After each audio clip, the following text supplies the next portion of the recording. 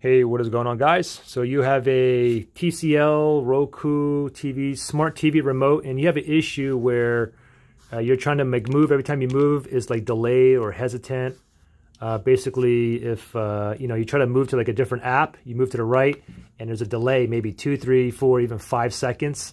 Or maybe you're trying to open up like Hulu or something like that, and you click on it and nothing happens for like 3, 4, 5 seconds.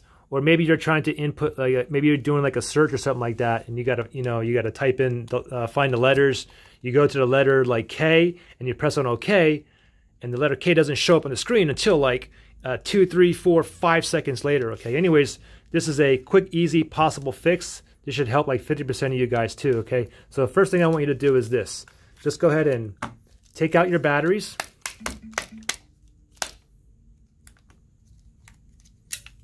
Okay, once the batteries are out, next thing I want you to do is press and hold the power button for 30 seconds, okay? Power button's right here. Press and hold for 30 seconds. Do not let go of that power button. I'm going to continue to hold for 30 seconds. After 30 seconds is up, next thing I'm going to do is I'm going to press every button multiple times, even the power button again, multiple times.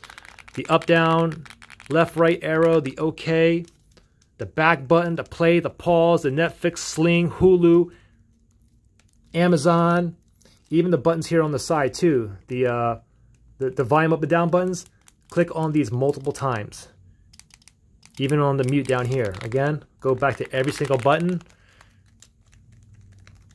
Then I want to give it a couple whacks like this, because what happens is a lot of times you can get like dust, debris, maybe you got coffee spilled in there, even water, and you have one issue, one button, and it affects the entire remote. Anyways, after you're done doing pressing all the buttons like that, put the batteries back in, and then check to see if your TCL TV remote is nice and responsive, okay? If it's not, I want you to do the same thing.